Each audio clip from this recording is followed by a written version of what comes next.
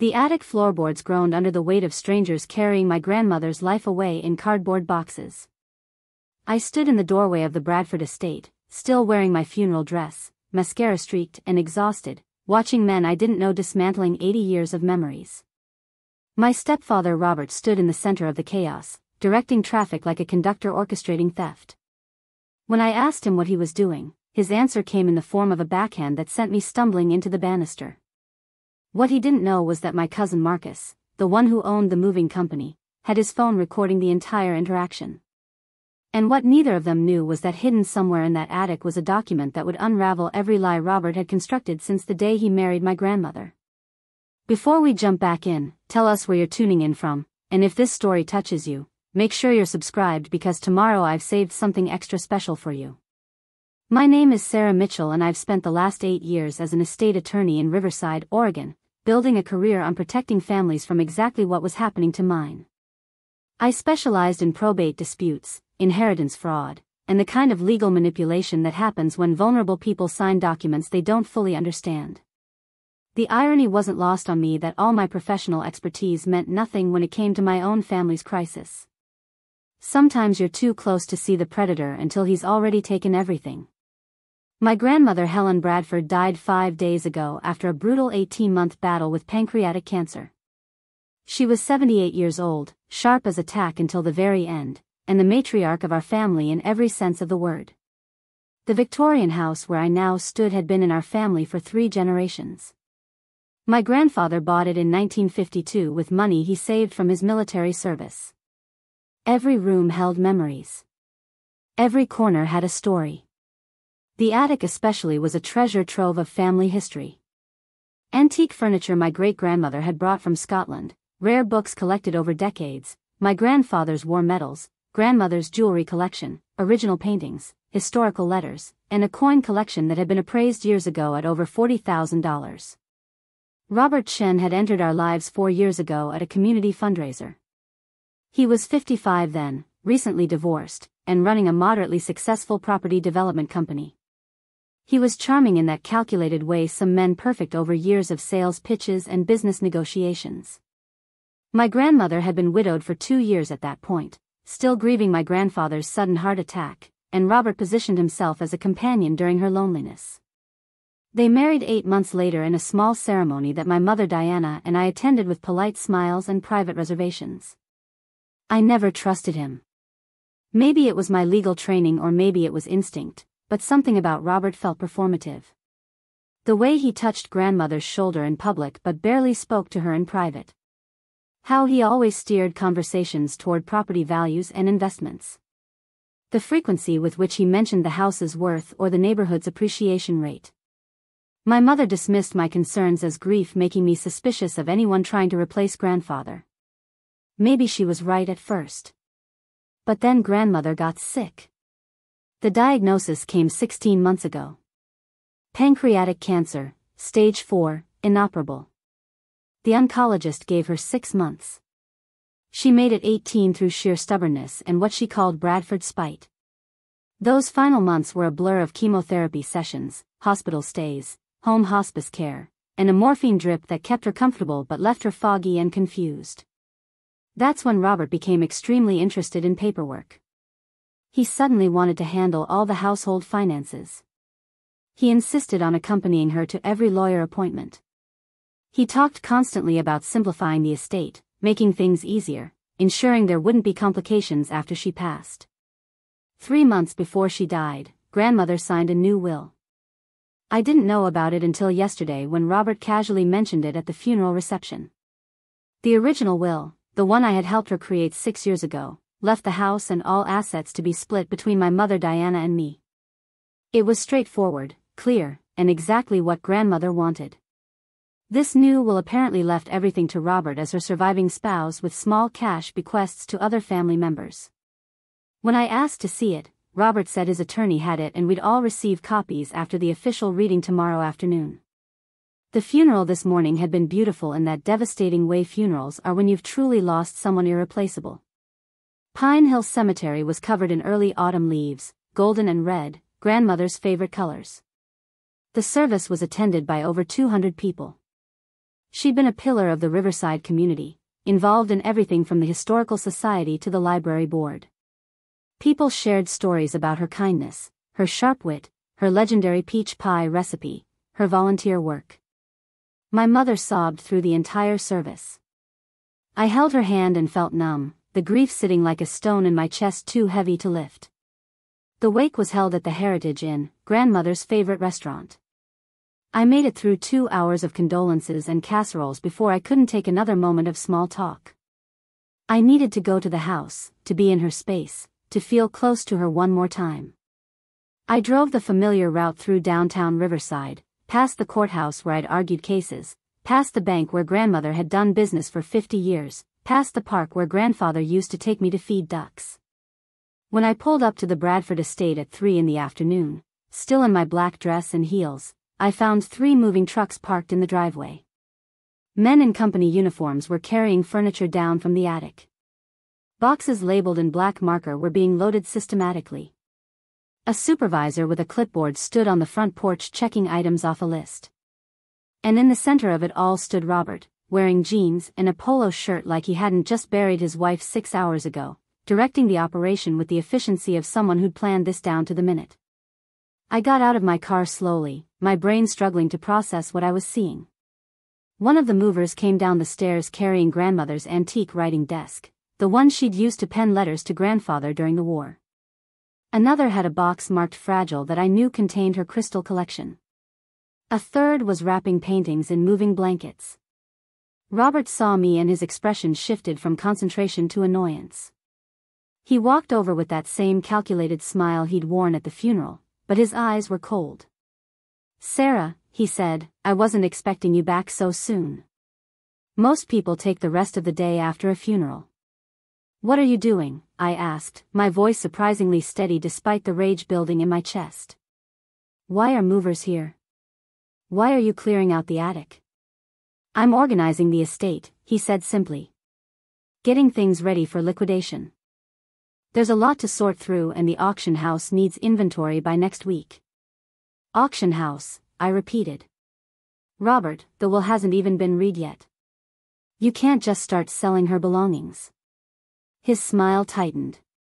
"Actually, as her surviving spouse, I have every legal right to manage estate assets. I've consulted with my attorney. Everything here belongs to me now, and I'm choosing to liquidate rather than maintain a house this size." I felt my legal training kick in, cutting through the emotion. In Oregon, estate assets are frozen until probate is complete. You know that. You can't sell anything until the will is validated and approved by the court. Robert stepped closer, lowering his voice so the movers wouldn't hear. "Sarah, don't make this difficult. Your grandmother wanted me to have the house and everything in it. She told me herself many times. The new will reflects her wishes. Now I suggest you go home, rest, and let me handle this." "I want to see the new will," I said. "Right now. Before another item leaves this house." His jaw clenched. "You'll see it tomorrow at the reading like everyone else." "Then nothing gets moved until tomorrow," I said firmly. "I'm calling these movers off, and if you have a problem with that, we can discuss it with a judge." That's when his mask dropped completely. He grabbed my arm hard enough to hurt, his fingers digging into my bicep. "You don't get to tell me what to do in my house," he hissed. "You've been a problem since the day I married Helen, always questioning, always suspicious, always in the way. Well, she's gone now and you have no power here." "Let go of me," I said, trying to pull away. Instead, he shoved me backward. I stumbled in my heels, catching myself on the porch railing. "You need to leave," he said loudly enough for the movers to hear now. "This is private property and you're trespassing." "I'm family," I said, my voice shaking now with adrenaline. "This was my grandmother's house." "Was," Robert said. Past tense. "Now get out before I call the police and have you removed." That's when I heard my cousin's voice from near the trucks. "Hey, Rob, we've got a problem with some of these items." Marcus Bradford walked up the driveway, his phone in his hand, and I realized with a jolt that he owned the moving company. Of course Robert had hired family, it gave him cover, made it look legitimate. Marcus looked between Robert and me, taking in my disheveled appearance and the tension crackling in the air. "Sarah, you okay?" he asked, and I saw his thumb moving on his phone screen in a way that made me think he'd been recording. "I'm fine," I said, straightening up and smoothing my dress. "Marcus, did you know what this job was when Robert hired you?" "He told me it was estate clearance," Marcus replied carefully. "Said the family had agreed to liquidate assets before probate to simplify things. Said you and Diana had signed off on it." "That's a lie," I said flatly, staring at Robert. "Nobody signed off on anything. The will reading isn't until tomorrow and nothing should be moved until after that." Robert's face flushed red. "Marcus, ignore her. She's upset and not thinking clearly. Keep loading the trucks. I'm paying you for a full day's work and I expect it done." Marcus looked uncomfortable. "Rob, if there's a dispute about the estate, I can't really be involved in moving stuff." Preparing and narrating this story took us a lot of time, so if you are enjoying it, subscribe to our channel, it means a lot to us. Now back to the story. That could make me liable if it turns out things weren't supposed to be removed. "There's no dispute," Robert snapped. "Sarah is just bitter that her grandmother chose to leave everything to me instead of her. She's been trying to poison Helen against me for years." "That's not true and you know it," I said, my voice rising. "Grandmother had a will that left the house to my mother and me. If you have a new one, I want to see it right now or nothing leaves this property." Robert moved faster than I expected for a man his age. He crossed the space between us in 2 strides and grabbed my shoulders, shaking me hard enough to make my teeth click together. "I told you to leave," he shouted directly in my face. "This is my house, my property, my decision. You don't get a say anymore." I tried to pull away but his grip was iron. "Robert, you're hurting me." "Good," he snarled. "Maybe you'll finally learn to mind your own business." Then his hand came up and he slapped me across the face with enough force to snap my head sideways. The sound echoed across the driveway. I tasted blood where my teeth had cut the inside of my cheek. Stars burst across my vision and I would have fallen if he hadn't been holding my other arm. "Hey," Marcus shouted, dropping his phone and rushing forward. "That's enough, man. Get off her." Robert shoved me away hard and I stumbled backward, catching myself against one of the porch columns. My cheek was on fire, already swelling. Through the ringing in my ears, I heard Marcus yelling at Robert, heard the movers stopping their work, heard someone asking if they should call the cops.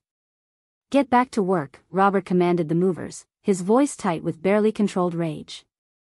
"This is a family matter.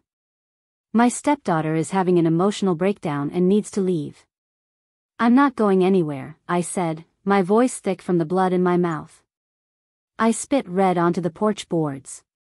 "You just assaulted me in front of witnesses. Those movers saw everything. Marcus saw everything." "It'll be your word against mine," Robert said coldly. "And I'll tell them you attacked me first. Who do you think they'll believe? A hysterical woman who just lost her grandmother or a grieving widower trying to manage an estate?" Marcus had his phone up again and I realized with a surge of hope that he'd been recording the whole time. The angle looked right. He would have caught everything. "Robert, I think you should probably call this job off for today," Marcus said carefully. "Let things cool down. We can come back after the will reading if everything's sorted out legally." "You're fired," Robert spat. "Take your trucks and get out. I'll hire a different company." "Fine by me," Marcus said. "Come on guys, pack it up. We're done here." The movers, looking relieved to escape the situation, started returning items to the trucks to unload them back in the attic. Robert watched them with mounting fury but seemed to realize he couldn't stop them without causing an even bigger scene.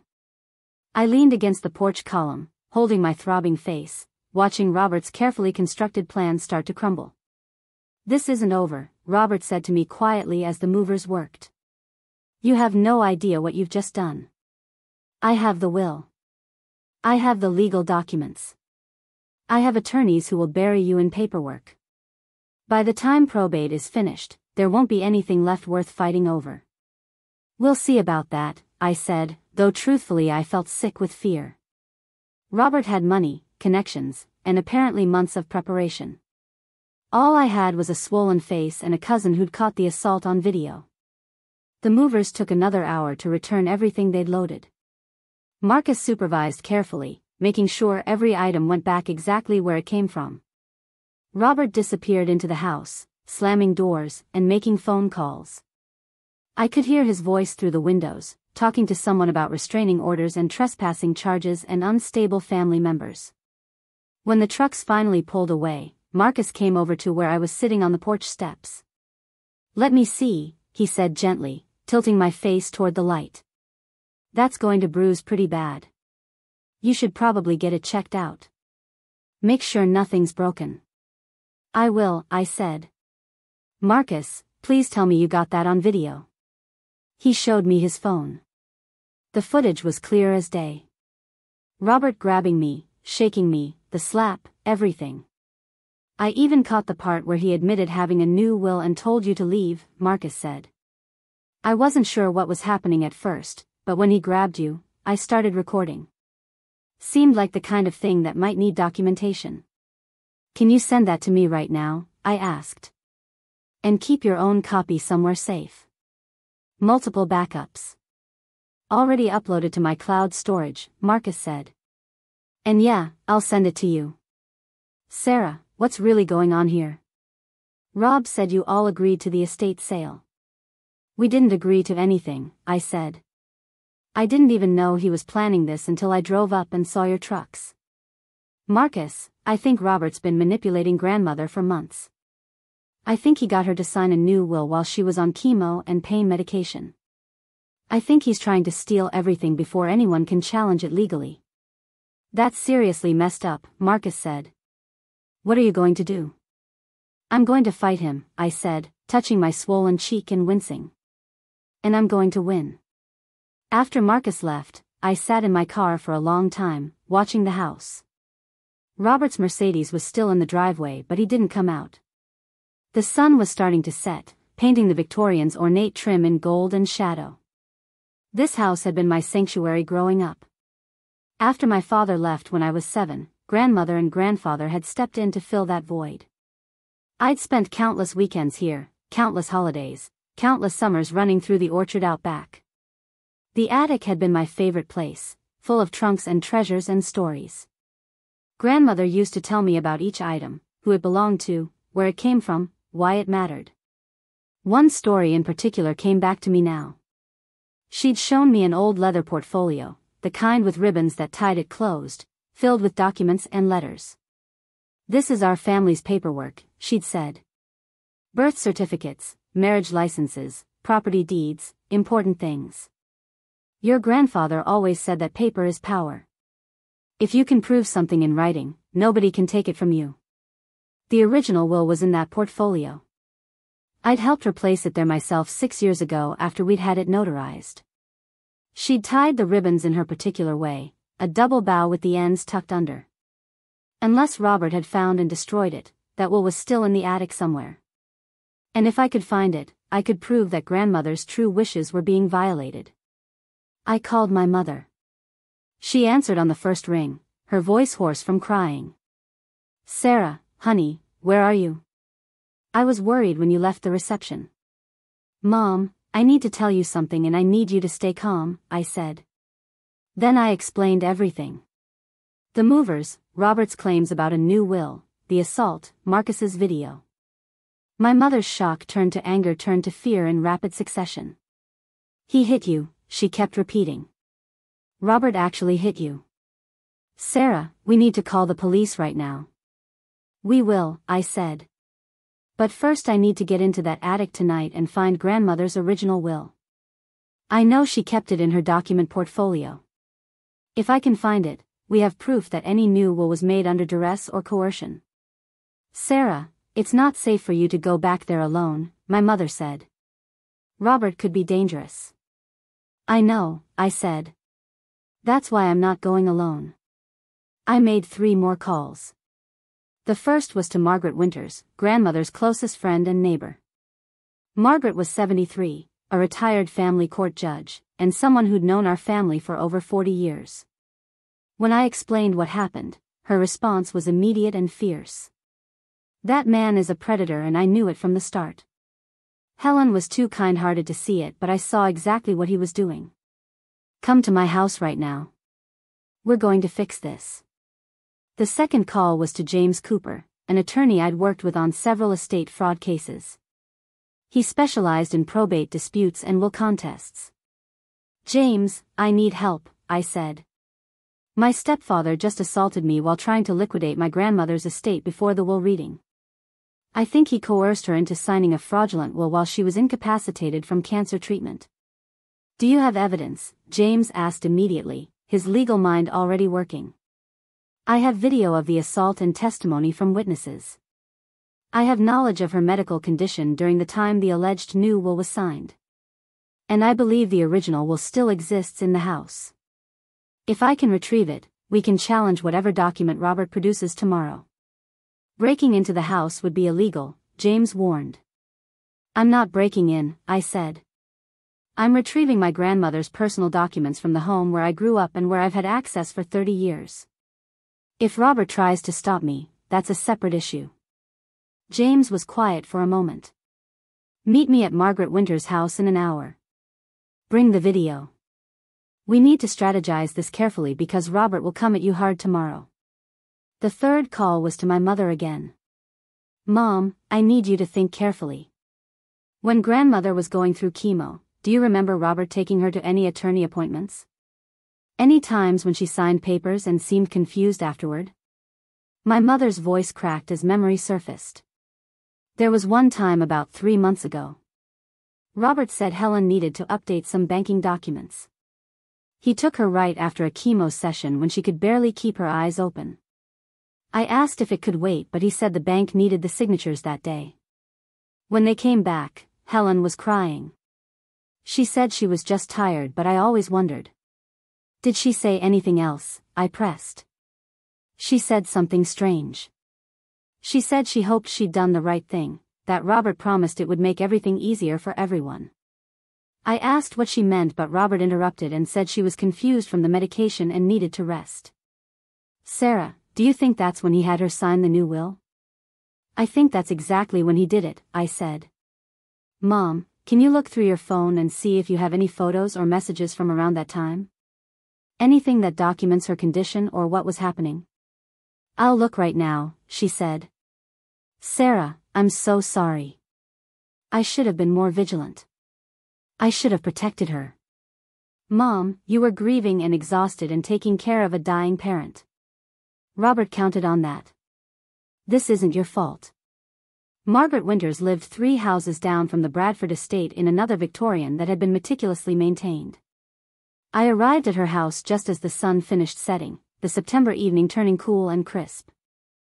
Margaret answered the door wearing slacks and a cardigan, her silver hair pulled back in a neat bun, her sharp eyes taking in my swollen face with immediate concern. "Come in quickly," she said, ushering me inside. "I've already put the kettle on and called my nephew. He's a detective with the state police and he owes me several favors." "Margaret," I said gratefully, sinking into her living room sofa. "Thank you." "Don't thank me yet," she said briskly. "We have a lot of work to do and not much time. Show me the video." I played Marcus's recording on my phone. Margaret watched in silence, her expression hardening with each second. When it finished, she nodded sharply. "That's assault and battery, clear as day. The audio is good too. We have him threatening you, admitting to the new will, and demonstrating consciousness of guilt by trying to clear the estate before probate. Any competent prosecutor would take this case." "But will they?" I asked. "Robert has connections. He's donated to the county sheriff's campaign. He plays golf with half the city council. Which is why we're going to the state police, not local," Margaret said. "And why we're going to document everything so thoroughly that his connections won't matter. Now tell me everything from the beginning." I walked her through the timeline. Grandmother's diagnosis, the rapid decline, Robert's sudden interest in paperwork, the mysterious attorney visits during chemo sessions, and today's attempted estate clearing. Margaret took notes in a leather journal, her handwriting precise and efficient. "The original will," she said when I finished. "You're certain it still exists?" Grandmother kept all important documents in a leather portfolio in the attic. Unless Robert found and destroyed it, which I don't think he did because he doesn't know where she kept things. He never took the time to learn her systems. Margaret tapped her pen against the journal. "Helen showed me that portfolio once. Years ago when your grandfather passed. She was very particular about how documents were stored and preserved. If she put the will there, it's likely still there exactly as she left it." "That's what I'm counting on," I said. "I need to get into that attic tonight." The doorbell rang and Margaret went to answer it. She returned with a man in his 40s wearing jeans and a button-down shirt, his detective's badge clipped to his belt. "Sarah, this is my nephew Detective Ryan Hayes." "Ryan, this is Sarah Mitchell."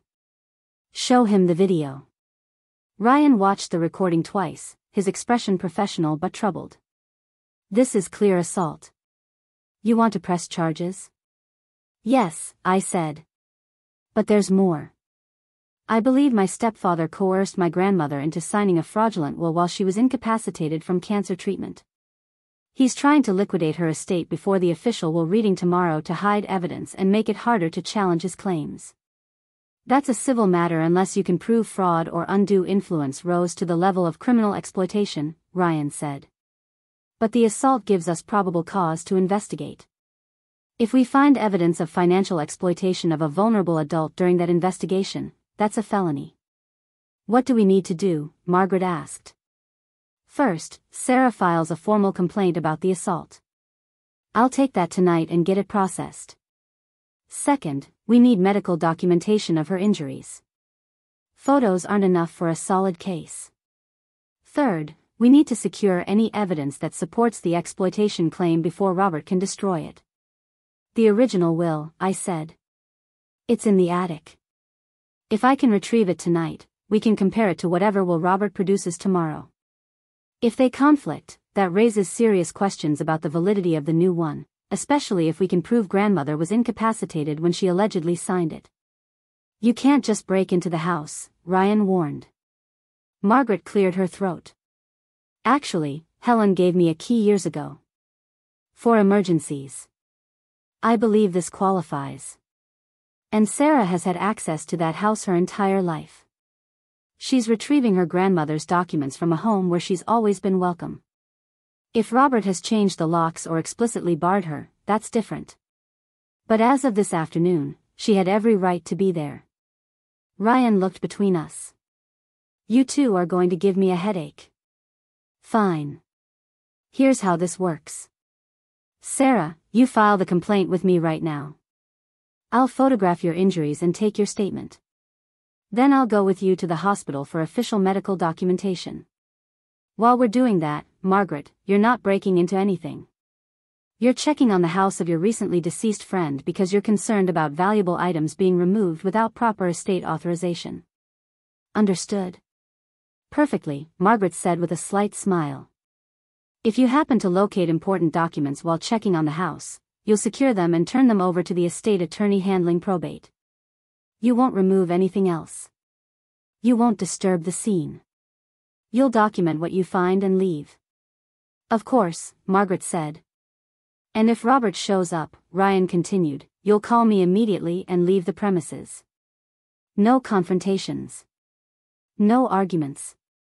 We do this by the book or not at all." "Agreed," I said. Ryan took my statement, photographed my injuries from multiple angles, and had me sign the formal complaint. Then he drove me to Riverside General Hospital where an emergency room doctor examined my face, confirmed significant soft tissue damage and possible jaw bruising, and took additional photographs for the medical record. The doctor asked 3 times if I felt safe at home. I assured her I lived alone and the perpetrator was my stepfather, not a partner, but she still gave me domestic violence resources and urged me to stay with friends. By the time we finished at the hospital, it was nearly 10 at night. Ryan drove me back to Margaret's house where she was waiting with tea and determination. My mother had arrived as well, her eyes red from crying but her jaw set with Bradford stubbornness. I found photos, my mother said, showing me her phone. This is from the day Robert took Helen to that attorney appointment. Look at the timestamp. 2 hours after her chemo session. And look at her face. The photo showed grandmother in the passenger seat of Robert's Mercedes, her head lolled against the window, her skin gray with exhaustion. The timestamp read 11:15 in the morning. I checked my own records from coordinating her care schedule. She'd had chemo at 9 that morning, a particularly harsh session. By 11, she would have been barely conscious. Can you send that to me? I asked. And did you find any messages?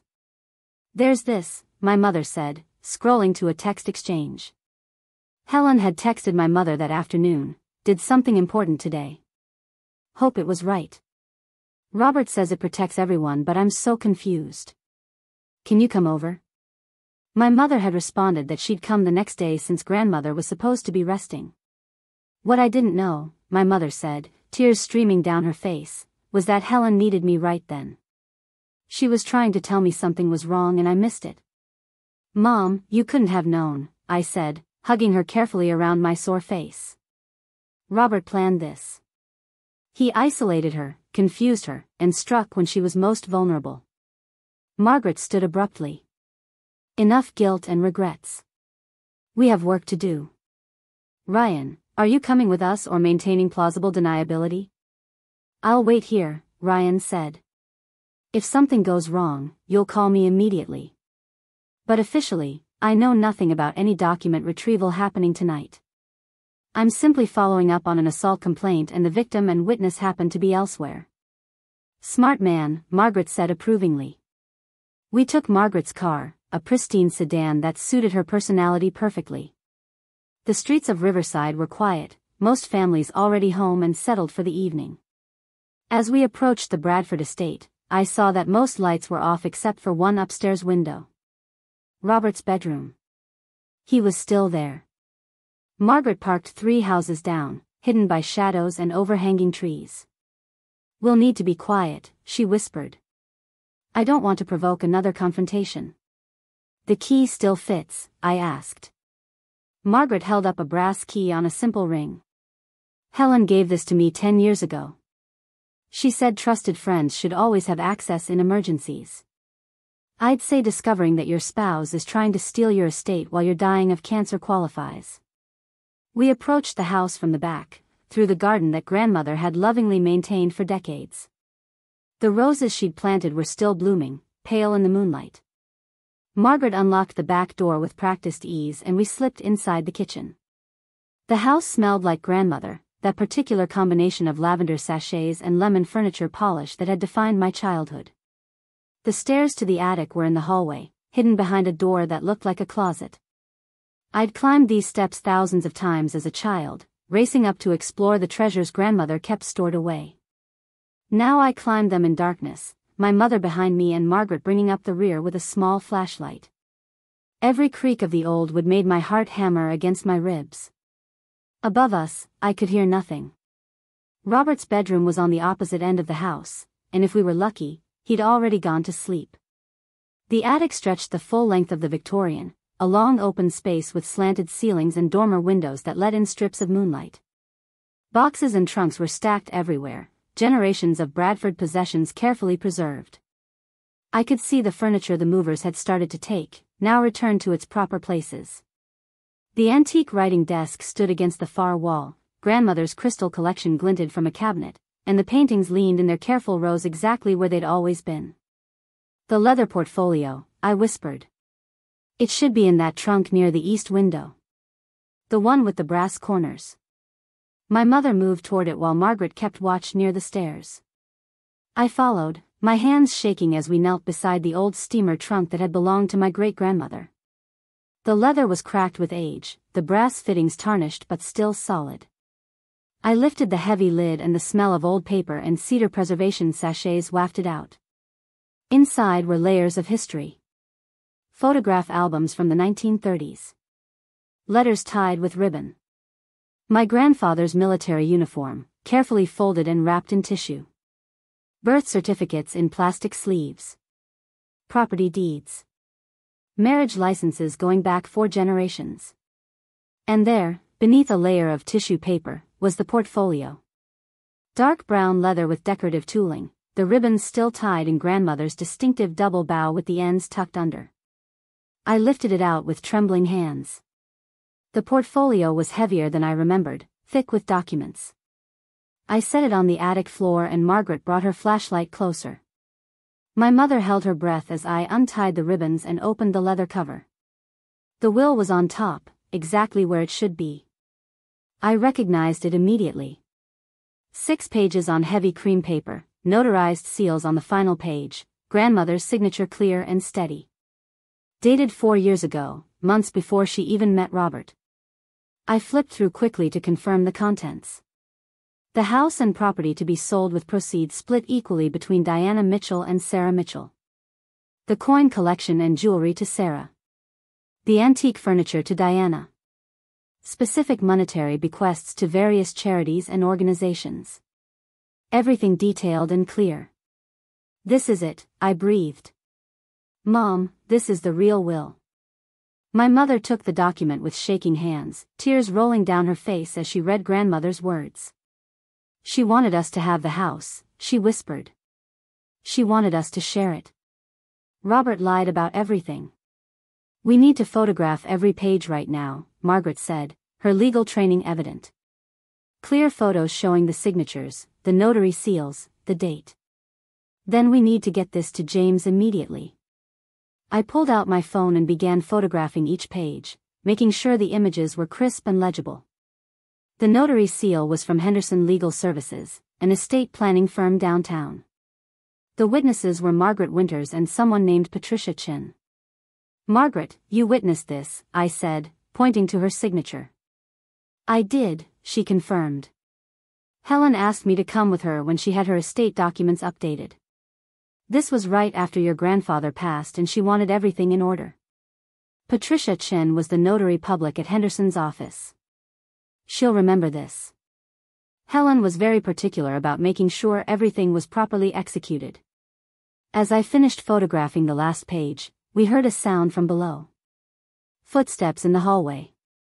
A light switching on. Robert's voice calling out with irritation. Who's there?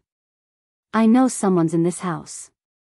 Margaret grabbed the portfolio while my mother clutched the will.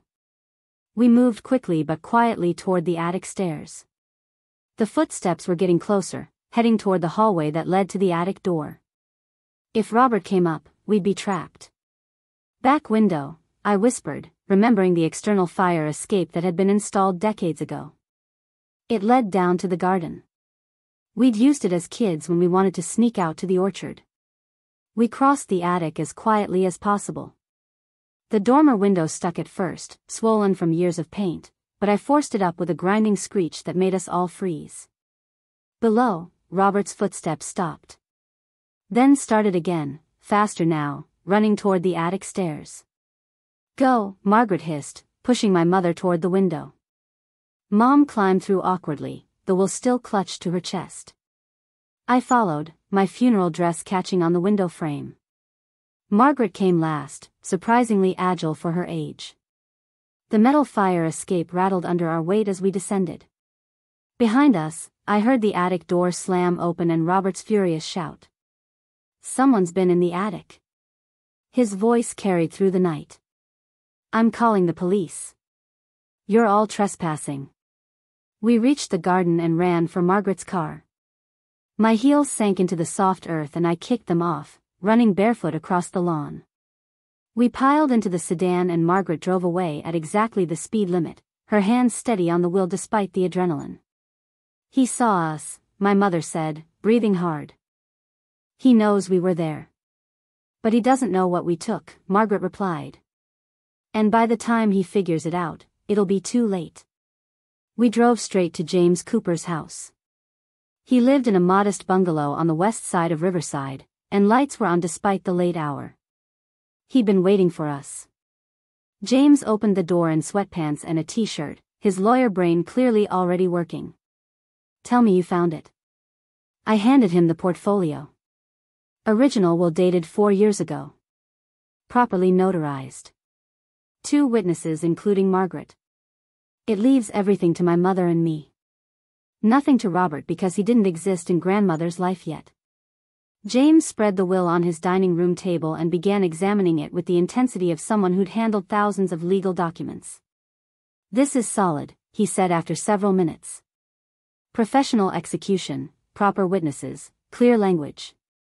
This will absolutely stands up in court. What about the will Robert has? I asked. We'll see it tomorrow at the reading, James said. But I'm betting it's dated within the last few months, probably signed during one of grandmother's chemo sessions when she was heavily medicated. If we can prove she was incapacitated at the time of signing, we can invalidate it on grounds of lack of testamentary capacity. My mother showed him the photo from her phone. This was taken the day Robert took Helen to sign documents. 2 hours after chemo. Look at her condition. James studied the image and nodded grimly. That's perfect. Time-stamped photo evidence showing clear incapacity. Combined with medical records documenting her treatment schedule, we can establish she was in no condition to understand what she was signing. What happens at the reading tomorrow? I asked. Robert's attorney will present the new will. I'll be there representing you and Diana. When they present their will, I'll immediately file an objection and produce this one. Then I'll request the court order a full investigation into the circumstances of the newer will's execution. With your assault complaint already filed and evidence of attempted estate liquidation, the judge will likely freeze all assets pending investigation. Can Robert fight that? My mother asked. He can try, James said. But judges take elder exploitation very seriously, especially when there's a pattern of predatory behavior. Robert married a wealthy widow, isolated her during terminal illness, had her sign documents while incapacitated, and then tried to liquidate assets before anyone could challenge him. That's textbook financial abuse. Plus he assaulted me when I tried to stop him, I added. Plus that, James agreed. Which demonstrates consciousness of guilt and violent tendencies. No judge is going to let him maintain control of the estate with all this evidence. Margaret had been on her phone texting someone. My nephew says Robert did call the police about the break-in. They sent an officer who took a report, but since nothing appears to be missing and Robert couldn't identify who was in the house, there's not much they can do. Ryan's going to request the case be transferred to his jurisdiction as part of the assault investigation. Smart, James said. Everything needs to be documented and connected. The assault, the attempted estate clearing, the suspicious will, the break-in report that conveniently happened right when we secured evidence. It all paints a picture of a desperate man trying to cover his tracks. We spent the next 2 hours at James's dining room table, building our case. He had us write detailed statements about everything we knew, everything we'd witnessed, every interaction with Robert that seemed suspicious. My mother remembered incidents I'd forgotten. Times Robert had discouraged grandmother from seeing friends. Conversations where he'd suggested she was too sick to handle her own affairs. Moments when he'd answered questions directed at her or spoken for her when she was perfectly capable of speaking for herself. Margaret contributed observations from her perspective as grandmother's friend and neighbor. She'd noticed Robert going through grandmother's mail. She'd seen him meeting with people at the house when grandmother was at chemo appointments. She'd overheard phone conversations about property values and liquidation timelines. As a retired judge, her testimony would carry significant weight. By 2 a.m, we had a comprehensive file.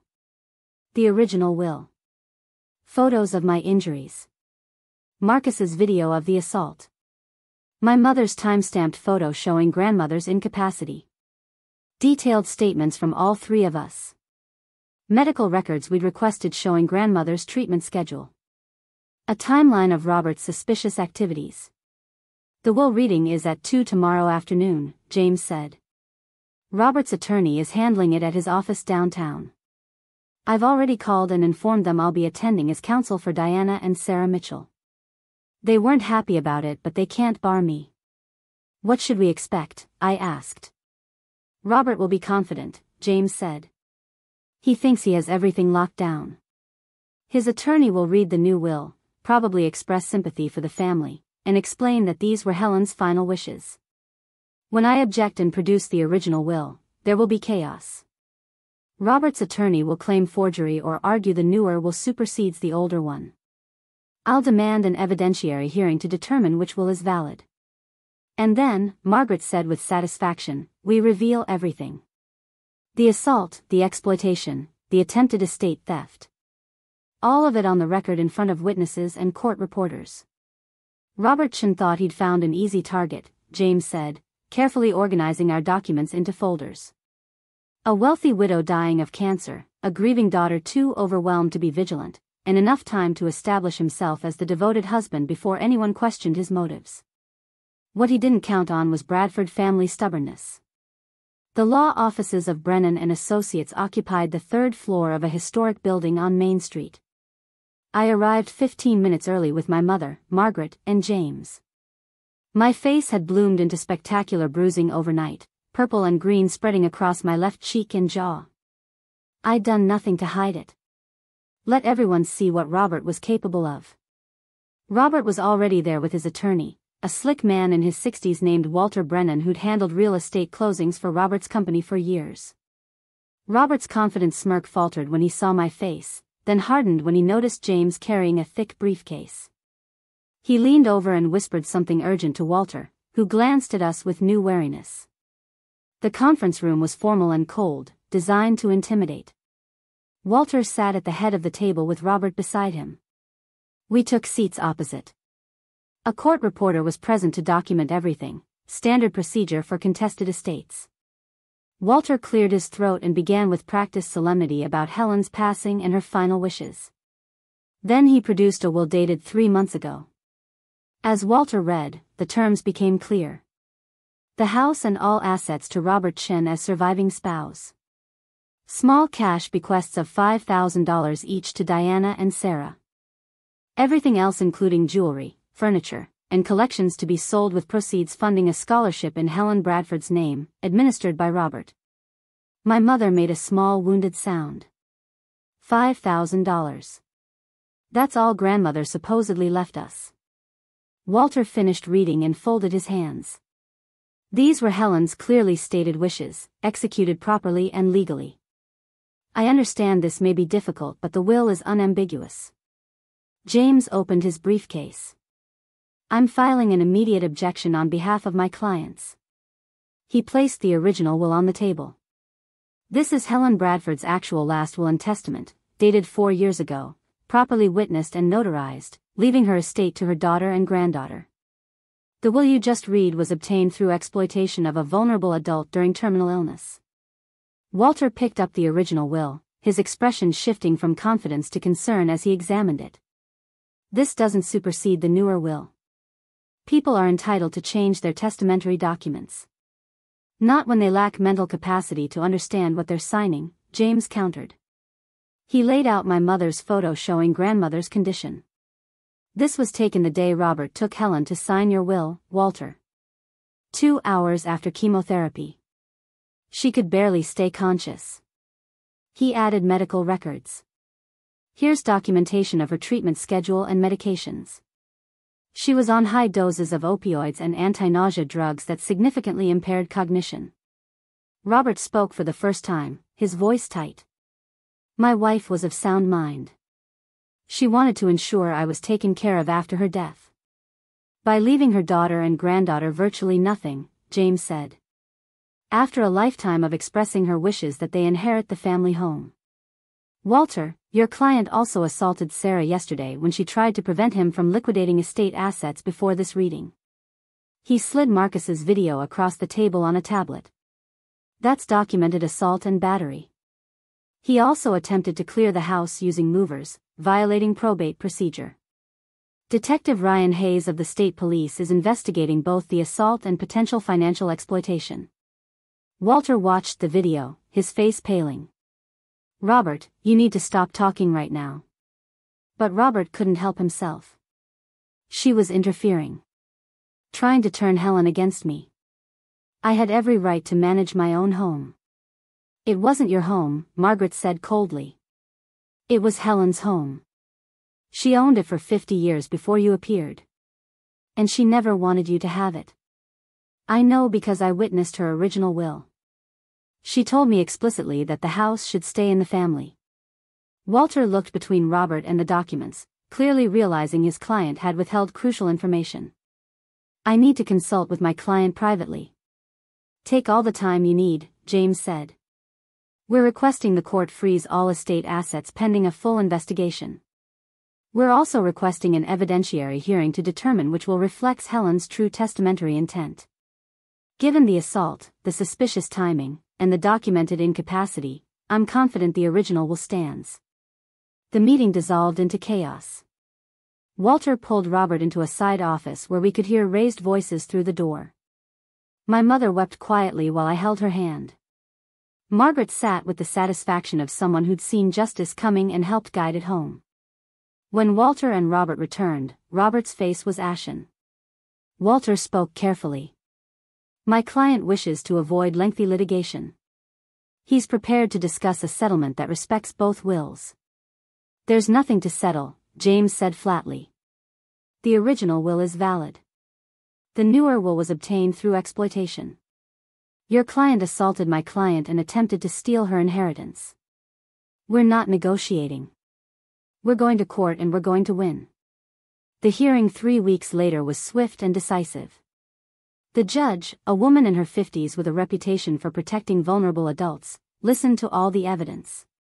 She watched Marcus's video. She reviewed the medical records. She heard testimony from the notary who'd witnessed the original will and the doctor who'd treated grandmother during chemo. She examined the timeline showing Robert's calculated actions. Her ruling was unequivocal. The will dated 4 years prior represented Helen Bradford's true testamentary intent. The subsequent will was invalid, obtained when the decedent lacked capacity to understand the nature and extent of her property or the natural objects of her bounty. All assets were awarded according to the original will. Robert was ordered to pay legal fees and faced criminal charges for assault and financial exploitation of a vulnerable adult. 6 months later, Robert Chen pleaded guilty to avoid trial. He received 3 years in prison and permanent prohibition from serving as anyone's financial agent or representative. His real estate company collapsed under the scandal. Everything he'd built crumbled. My mother and I stood in the Bradford family orchard on a crisp autumn morning, almost a year after grandmother's death. The trees were heavy with fruit, the same varieties grandfather had planted decades ago. We'd decided to keep the house, to preserve it as grandmother wanted. I'd moved into the guest cottage on the property. My mother had taken grandmother's bedroom. Do you think she knows we fought for her? My mother asked, looking at the trees. I think she knew we would, I said. That's why she kept such careful records. Why she documented everything. She knew if someone tried to steal her legacy, we'd have the tools to stop them. Paper is power, my mother quoted softly. Your grandfather always said that. And grandmother proved it, I replied. Every document, every witness, every carefully preserved piece of history. She built a fortress of evidence without even knowing she'd need it. We walked through the orchard as the sun climbed higher, past trees that had fed generations of Bradfords, toward a future grandmother had fought to preserve. Robert had thought violence and manipulation would give him power. He'd learned that truth documented and defended was stronger than any lie. The Bradford Estate stood behind us, Victorian and proud, exactly where it belonged. In family hands. Protected by the paper trail that had saved it. Up next, you've got 2 more standout stories right on your screen. If this one hit the mark, you won't want to pass these up. Just click and check them out.